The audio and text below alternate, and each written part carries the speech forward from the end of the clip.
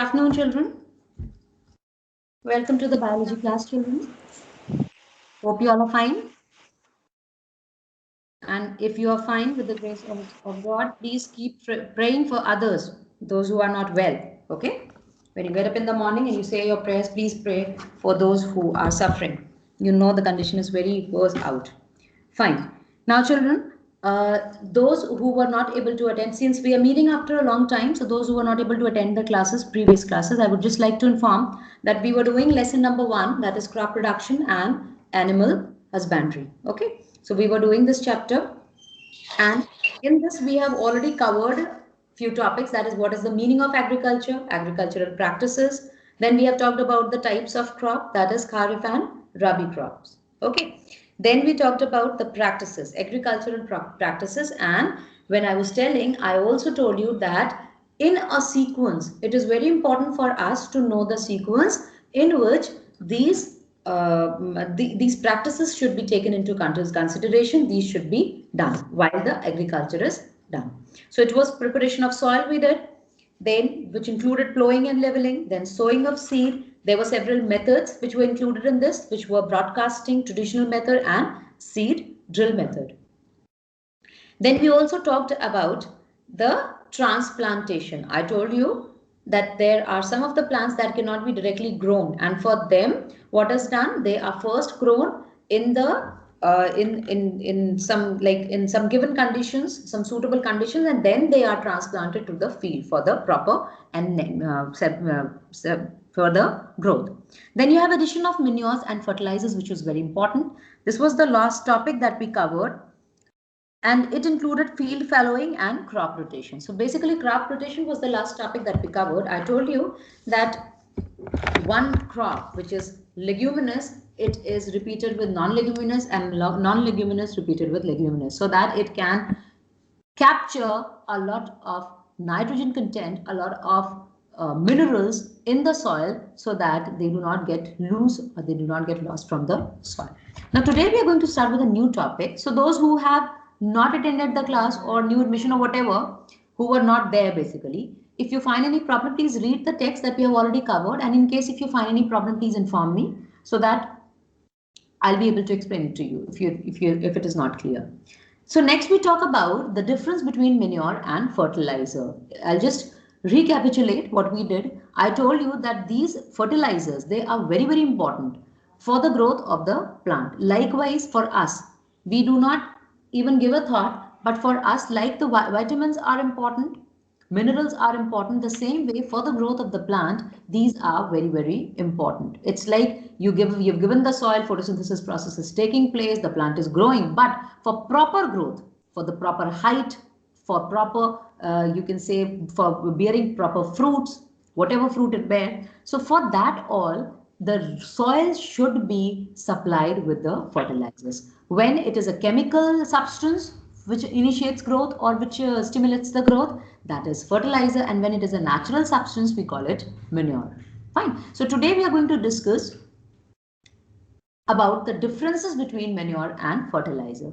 Before that, I would just like to ask one question, since it is our first class after a long gap. I would just like to know that what was the combination that I told you regarding the fertilizer? Anyone, any intelligent child who can tell me what was the combination of the nutrients? मैंने ये भी कहा था कि ये 3 अगर आप लिख देंगे तो काम हो जाएगा. These 3. Let's see, anyone? Ma'am, nitrogen, phosphorus and potassium. Thank you so much. May I know your name? Ma'am, Ishita. Ishita, very good girl. At least one was there who listened carefully. This is NPK. The combination is NPK, correct? That is nitrogen, phosphorus and potassium. Okay?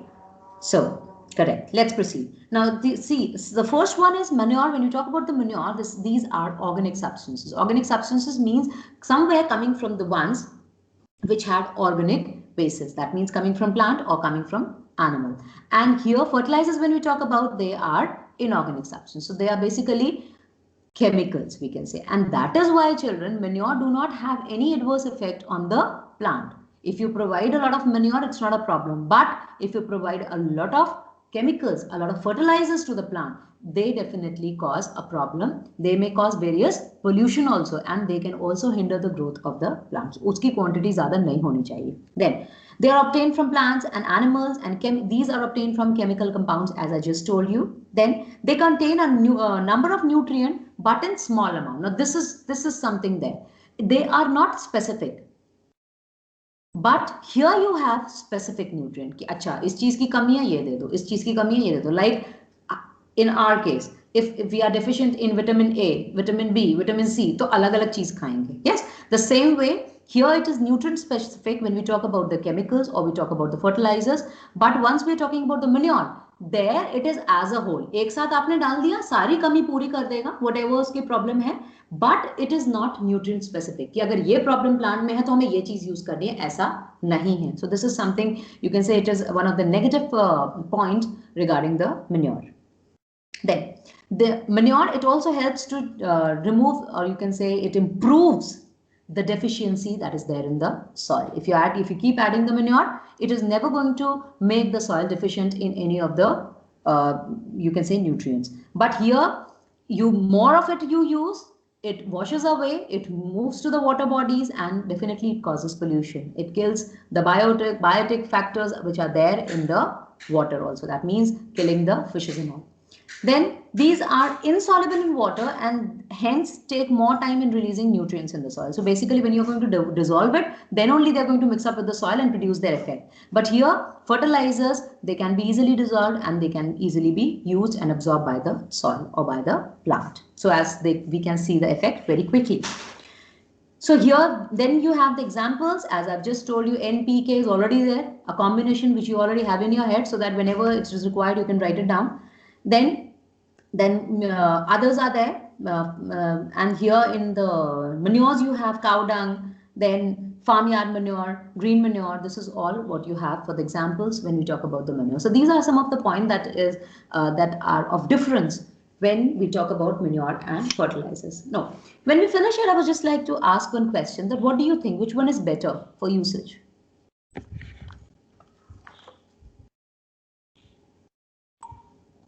Prince, can you give the answer? आपने अभी सुना कि हाँ ma'am ने बताया कि ये ऐसे है. What do you think is better? दोनों में से कौन सा better है use करने के लिए? NPK. हाँ? But I was not able to hear. Please repeat it.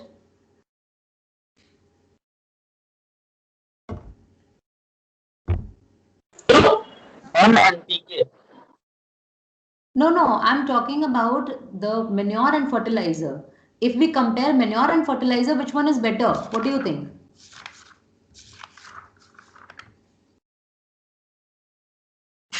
Anyone else?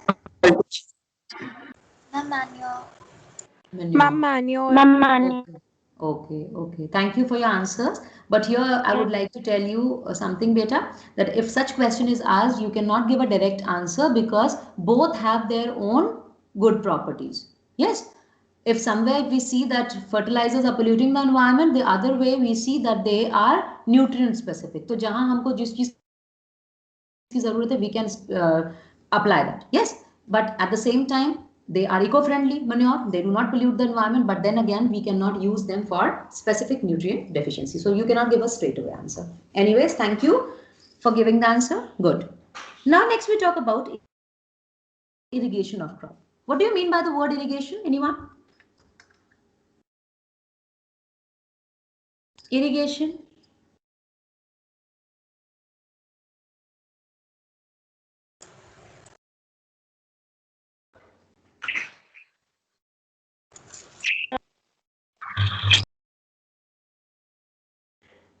Yes. Mom, to give the water to the plant. Give water to crops. Yes, providing water to a large number of plants or to the crops at one time, we refer to it as, like when we give water to our plants in the pot, we say watering the plant. But when it is done on a larger scale, we refer to it as irrigation. Very good. So irrigation of the crop is very, very important. As you know, water is one of the important factor which is responsible for the proper growth. And basically you can say that for the process of photosynthesis, water is an important ingredient. No water, the plant is going to dry up. So we have various methods by which we can irrigate our plants or the crops. So here you can see on page number 13 or a few, you can see we have moat system, chain pump system, Rahat system and Dekli pump. Now these are the traditional methods by which irrigation was done long back.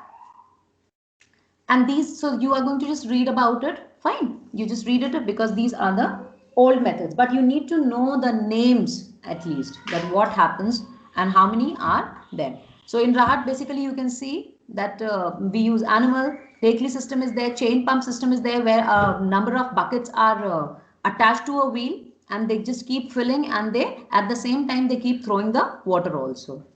Then factors on which irrigation depend. The first one is the nature of the soil. Now tell me children, in class 7, did you read the chapter soil?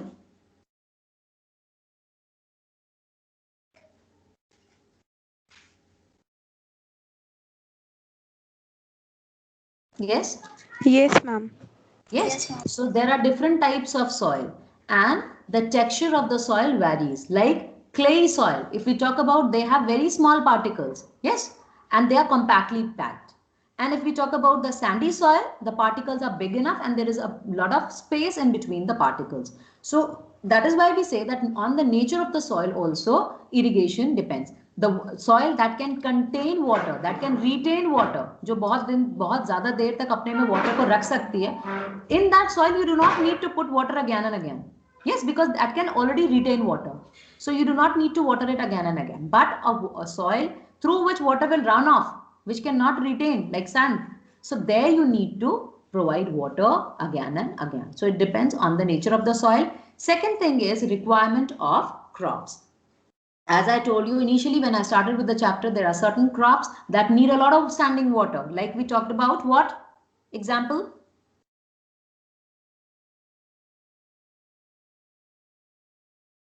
A crop that needs a lot of water. I have told you this. Rice. Okay? Yes, rice needs a lot of water, standing water. If you do not provide that much of water, it is not going to show proper growth. So the same way, it depends upon the type of crop. The same way, you do not give a lot of water to the wheat. It is going to rotten up. सड़ जाएगा. So we need to understand that depending upon the requirement of the crop also, irrigation depends. How much irrigation, how much water has to be provided. Then one more thing is there, that at which stage, when the plants are at initial stage or at later stage, when do you need to provide more water to the plant? Like somewhere we see when the plants are very small, at that time if you provide a lot of water, maybe that the plants they get rotten up. So depending upon the type of crop, irrigation also depends. How much water has to be given, when it has to be given, it depends on it. Next, we talk about, I have told you, I've discussed the name of the old methods that are a traditional method. You just read it, you'll go through it. And if you find any problem, you'll tell me. Now we move on to the modern method of irrigation. This is something very important because these are used nowadays. If you visit a field, anytime you get to visit it, you will be able to see and observe these methods actually, these prevail nowadays. So the first one is a sprinkler. As the name itself suggests, children, there is a pipeline sort of system which is laid in the field and it contains small pores at different distances. Now there are nozzles, जैसे पुराने नल होते थे, that when you open it, the water comes out. The same way here also, there is a pipe-like system, and in that, at certain distances, there are holes which are regulated with the help of nozzles. Now when you rotate them, when you put them on, water starts coming out. So what sort of a feel is it going to give? You can see in the picture also. When the water is going to come out in such a way, it will give the feel of what?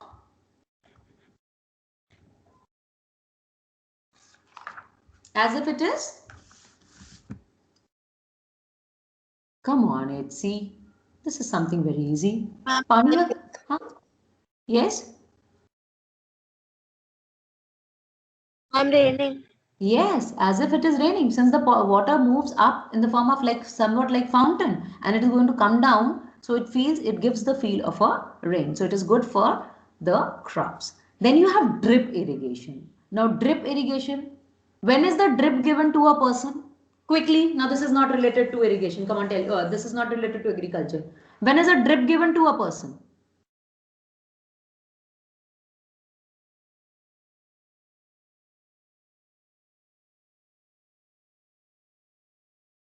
When he's weak. Yeah.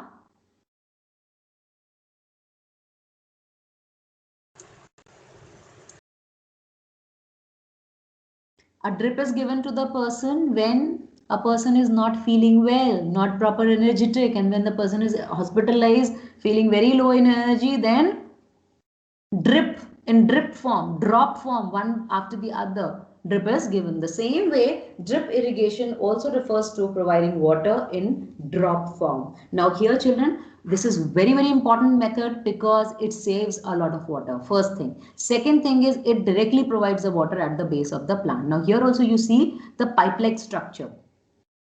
Throughout the field, you will see pipe-like structure which is laid, बांध दिया जाता है, and then like the water pressure is so low that it provides drop by drop water just in the soil at the base of the plant. Plant जहाँ लगा है उसके base में पानी drop by drop गिर जाता है. So this way, water is provided to the plant also जितना चाहिए, and the other hand, water is not wasted also. This is one of the method which is now very popular because of its importance that it saves water. I hope this much is clear. Etsi? Yes, ma'am. Yes, ma'am. Okay. Next we talk about weeding. Anyone who can tell what is weed? What are weeds? Unwanted plants that grow between the crops. Very good. Please tell your name. I'm Joshita. Very good, Yoshita, you're correct. Yes. So weeds are the plant, the unwanted plants which grow in the crop. Many of time you must have observed in your garden also or in your balcony where you place the pots with your useful plant. There also you see that there are some कुछ अलग से निकल आते हैं जिनको हमने उगाया भी नहीं है and they grow along with our useful plants. Yes, so these plants which are unwanted, which we do not need, they are called as weeds. Now, when we are, see, in our case, we can just, what we can do, we can plug them off. उखाड़ के फेंक देते हैं. But when we are talking about the field, there, these kind of plants are present in big number. So they need to be taken and out, and this process is called weeding. So removal of the unwanted plant from the field is weeding. Can anyone tell me why this weeding is required?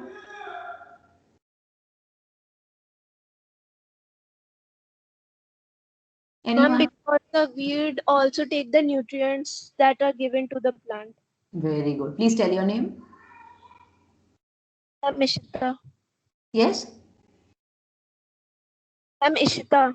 Okay, Ishita. Good girl. Yes, Ishita. She's correct. So sometimes what happens, like yes, if you are providing जो भी आप दे रहे हैं, पानी, खाना, whatever you're giving to the plant, to your plant, that is shared by the plants that you actually don't need. So this is why it is important for you to remove these weeds so that your plants get the proper nutrient, proper water, and they are not, it is not getting wasted by these. So weeding is the process of removal of the unwanted plants from the crops. Fine. Now how it can be done, as you can see in the diagram also, which is given on page number 14, you have rake, your trowel, खुरपी जिसको बोलते हैं, these are used to take it out, and if they are very small then you can even do it with your hand, but then you need to be very careful that whole plant has come out.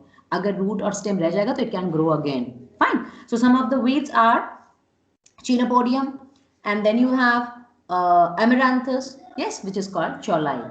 And to Cholai, if you know, I don't know whether you know or not, but Amaranthus or Cholai is eaten also by some of the people as vegetable. It is cooked and it is eaten.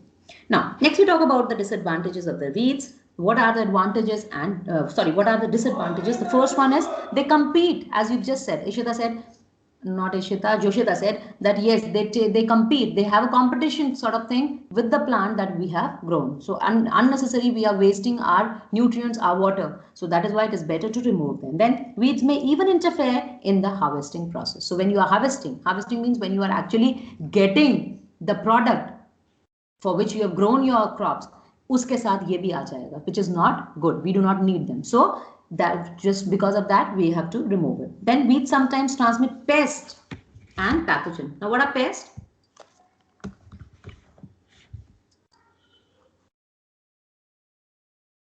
What are pests? Insects. Yes, they are the insects that can cause harm to our crops. Correct. Some weeds may be poisonous for animals and human beings also. So they need to be removed because of these points. Yes. Then we have how we are going to remove it. What are the methods? So first is manual or mechanical. We have just discussed that by using these tools, we can remove. Then chemical method. Now let me tell you children that weedicides are the chemicals which are used to remove the weeds. Now here only I would like to tell you the word CID. If a word ends with CID, it means we are talking about killing. Yes, if I say weedicide, the chemicals that kills weeds. If I say fungicide, what do I mean by that? Fungicide. Ma'am, it Ma'am, kills killing fungus. that. Yes, it kills kills the fungus. fungus. Very good. Okay, good.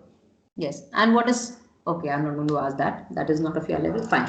Yes. So chemicals that kill the weeds are called weedicides. Fine. Then you have crop rotation, which we discussed, I think, in the last class before your holidays begin. So crop rotation means if you are repeating the crop, the ones with the other one, yes, then in that case also during living process and during the crop rotation process also these weeds are removed along with the crop. So along with the crop rotation. So this is how we can control and we can remove the growth or we can remove the weeds from our plants that we have grown for ourselves. Okay, so children, this is how we have come to the end of today's class. You are again going to revise the topics that we have done today. That means irrigation, differences between manure and fertilizers, and weeding. These three topics you're going to revise well. In case you find any problem, please inform me. Okay. And next, after this, we'll be doing protection of crops, harvesting, threshing, and winnowing. In the next class, we'll be doing. Fine. So right now, please be careful with what is being taught. Be careful. Understand the text because I just see 3 or 4 children answering when the question is asked. So this means that yes, you are not listening. That is why you're not able to answer. This shouldn't be the case. Try to participate more. Even if you're giving the wrong answer, it's all okay. But please try to participate. And it is for everyone. Okay? So please revise it. I'll be asking questions first, then I'll be beginning with the rest of the explanation. So this is all for today, children. Till we meet again, just take care of yourselves. Bye-bye, children. Thank you, Bye, ma'am. ma'am. Thank you, Thank you. ma'am. Thank you, ma'am.